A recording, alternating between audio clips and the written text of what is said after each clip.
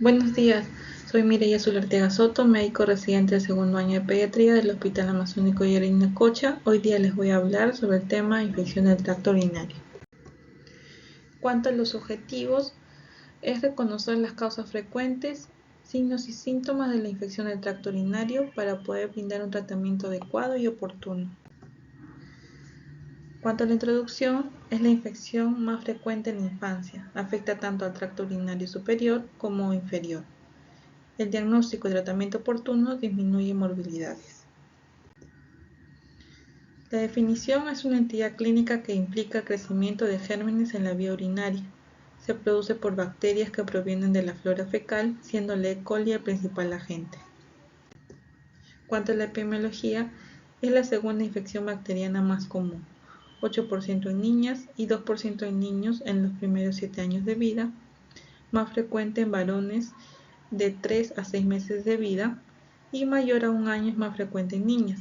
30% desarrolla una segunda infección y hay dos picos de presentación, uno al primer año de vida y entre los 2 a 4 años de vida, relacionado al entrenamiento para ir al baño. Cuanto a los factores de riesgo, tenemos a niños inmunosuprimidos, portadores de catéteres urinarios, varones sin circuncidar, neonatos, en cuanto a niños que tienen disfunción intestino-vejiga y anormalidades estructurales del tracto urinario como reflujo vesicoureteral, megauréteres, enfermedad renal poliquística, vejiga neurogénica, entre otros. En cuanto a las niñas, los factores de riesgo, raza blanca, temperatura mayor a 39, fiebre de más de 2 días y ausencia de otra fuente de infección. En niños, raza no afro y temperatura mayor a 39 y ausencia de otra infección. Cuanto a la etiología, la bacteriana, tenemos en la cabeza el E. coli de 80-90%, Proteus mirabilis más común en niños relacionados con cálculo y el Streptococcus galactiae en neonatos. En cuanto a la etiología viral, tenemos al adenovirus, enterovirus, coxsackia relacionado a anuaitus inferior y adenovirus a una cistitis hemorrágica. En cuanto a la etiología fúngica, tenemos a la cándida, aspergillus, criptococo, niños con catéteres urinarios o anormalidades del tracto urinario. En cuanto a las manifestaciones clínicas, de acuerdo a la localización, tenemos a la pielonefritis aguda, que es una infección piógena de la pelvis renal y parénquima, que es una fiebre de más de 38 grados, más elevación de lactantes de fase aguda, más síndromes inespecíficos, letargia, irritabilidad, hiporexia, diarrea, dolor en flanco, entre otros. Cistitis, tenemos a la inflamación de la mucosa de la vejiga, que es una disuria, poliaquiuria, orina fétida, hematuria. Esos son los síntomas relacionados a este tipo de infección. En cuanto a la gravedad, tenemos de acuerdo a la severidad leve o grave, de acuerdo a si hay tolerancia oral y los síntomas son leves, está relacionado a un hito inferior. Y en cuanto a una infección grave, tenemos síntomas como vómitos persistentes o deshidratación o fiebre de más de 39. En cuanto a una infección urinaria complicada, tenemos una infección en el recién nacido, masa abdominal y vesical y anormalidades renales y del tracto urinario, una urosexis y también en un curso clínico atípico, incluido la ausencia de respuesta clínica al antibiótico dentro de las 72 horas, una cistitis complicada en niños con condiciones médicas comórbidas y asociada a un curso clínico atípico. En cuanto a, de acuerdo a los episodios, tenemos de tipo recurrente, que es más de 3 episodios de hito inferior o más de 2 pielonefritis en un año. Recaída, una infección del tracto urinario por el mismo microorganismo con un intervalo de 6 semanas. Irruptiva, una infección que ocurre en pacientes que reciben una profilaxis antibiótica y una reinfección, una hito recurrente por el mismo u otro microorganismo con un intervalo de más de 6 semanas. Bacteriuria asintomática y un urocultivo positivo en pacientes sintomáticos. En cuanto al diagnóstico, tenemos disuria, dolor abdominal en flancos. En lactantes puede ser inespecífico, puede haber fiebre como único síntoma o también pueden estar irritables. En cuanto a antecedentes, estreñimientos, una infección en los hermanos o padres que estén también con esta infección reciente o en tratamiento con antibióticos. Los signos relevantes en el examen abdominal incluyen distensión, masa palpable, dolor en flanco o dolor en zona suprapúbica. En cuanto a los hemogramas completos, tenemos a la química sérica y pruebas de función renal. A veces no son necesarios de forma rutinaria para pacientes con infección del tracto urinario. Solo se debe realizar si el paciente clínicamente lo amerita. En cuanto al uranálisis, en niños sin control de esfínteres, el cateterismo ureteral o aspiración de la vejiga suprapúbica, particularmente si esta muestra recolectada con una bolsa perineal es positiva, con una tira reactiva, ¿no? Y en niños mayores, la muestra de orina recolectando la mitad del chorro en una taza estéril después de haber hecho una previa higiene. En niños circuncidados, la retracción suave de prepucio es importante para obtener una muestra no contaminada. En cuanto al uranálisis, tenemos 4 formas de recolección. Por bolsa de plástico adherida a los genitales limpios, hay un alto riesgo de contaminación, alrededor de 50-60%. Útil cuando los resultados son para descartar una infección del tracto urinario, y niños incontinentes de bajo riesgo, en quienes la infección urinaria es poco probable. Y el urocultivo únicamente es pálido si es negativo. En cuanto a la recolección de muestras de orina limpia, la micción espontánea se realiza en un recipiente estéril y es ideal en niños con control de esfínteres. En cuanto al sondaje vesical transuretral, es una forma rápida y segura de obtener una muestra de orina fiable. Y es el método de elección en niños de 2 a 24 meses. En la aspiración vesical suprapúbica es más invasiva, pero es una primera opción en quienes no se puede realizar cateterismo, pero hay mayor dolor.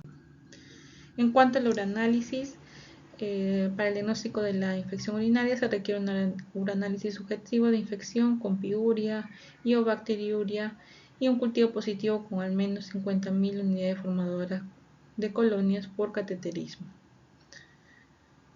Y también la bacteriuria sin piuria puede haber relacionado a una contaminación o a una bacteriuria asintomática. En cuanto a la ecografía renal y vesical, dentro de las 24 horas en lactantes con una infección del tracto urinario febril para descartar una obstrucción de las vías urinarias superior e inferior. Anormalidades en el 15 y 12% requieren una acción inmediata de drenaje. Se debe realizar una ecografía renal antes y después de la micción, con especial atención a la orina residual postmiccional en niños que ya saben ir al baño, y una tomografía se debe sugerir en niños con accesos perirrenales o del SUAS o masas renales. En cuanto a la ecografía, se recomienda realizar en los primeros 2 días de tratamiento en caso de enfermedad severa o no haya mejoría a pesar del tratamiento, para identificar complicaciones serias como absceso, pielonefrosis, uropatía obstructiva, pero si hay mejoría no se necesita realizar. Seguimiento con mamografía a los 4 o 6 meses de infección en niños con infección urinaria recurrente o atípica. En cuanto a la cistourotografía miccional, está indicada si la ecografía muestra una hidronefrosis, cicatrices u otros hallazgos sugestivos de uropatía obstructiva y si hay recurrencias de ictus febril realizada en una evaluación adicional. Y también en niños menores de 2 meses en su primera infección urinaria febril y en los niños circuncidados también en su primera infección urinaria febril. Y después de esta infección urinaria febril, si vuelve a presentar fiebre, deberá realizarse un uranálisis. En cuanto al tratamiento, se debe haber enviado un cultivo previo y se clasifica de acuerdo a la edad. De 60 días a 36 meses de edad, vemos en la primera línea que se da por 10 días de terapia total la cefixime de 4 mg por kilo dosis 2 veces al día o ceftriaxona de 50 a 75 mg por kilo dosis endovenoso o intramuscular una dosis al día. Opciones alternativas: amikacina 15 mg por kilo día una vez al día y cefalexina de 12.5 a 25 mg kilo dosis de 3 a 4 veces al día. Y en cuanto de 36 meses a 11 años de edad, primera línea tenemos a la cistitis, 3 días de terapia total, cefalexina de 12.5-25 miligramos kilodosis de 3 a 4 veces al día.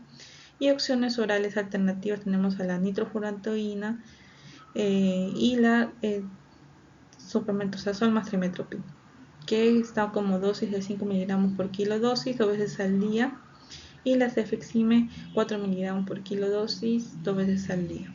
En cuanto es el mismo rango de edad, pero en pielonefritis aguda, 10 días de terapia total con cefixime 4 miligramos kilodosis 2 veces al día, o ceftriaxona 50-75 miligramos kilodosis, y opciones alternativas: amicacina 15 miligramos kilodía una vez al día y cefalexina 12.5-25 miligramos kilodosis.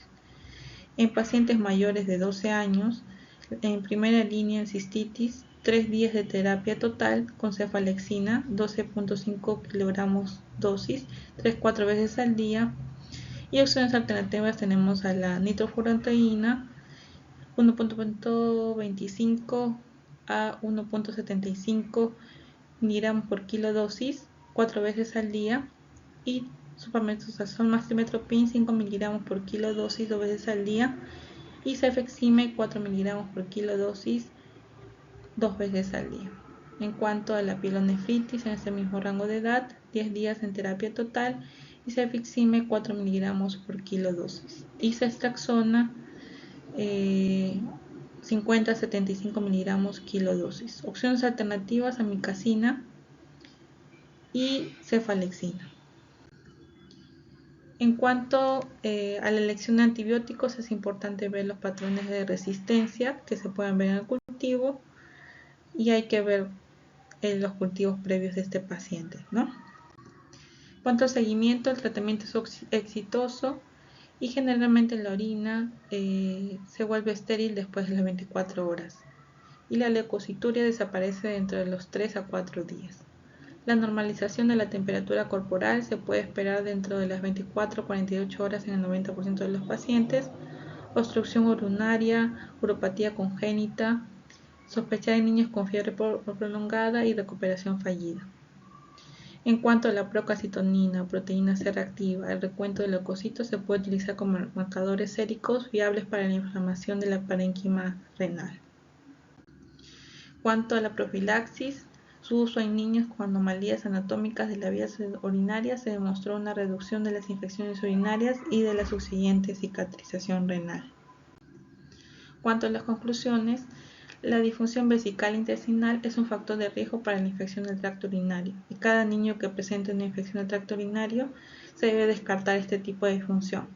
La normalización de los trastornos de la micción o la hiperactividad de la vejiga es importante para reducir las tasas de recurrencia de infección del tracto urinario, y el tratamiento de estreñimiento conduce a una disminución del número de infecciones urinarias y se recomienda en un enfoque multidisciplinario. Se recomienda la exclusión de la disfunción vesical intestinal en cualquier niño que sepa ir al baño, y también se debe de ver el patrón de recurrencia de las infecciones urinarias, ¿no? Esas son las referencias bibliográficas del Act Today y del libro Manejo Contemporáneo de la Infección del Tracto Urinario. Gracias.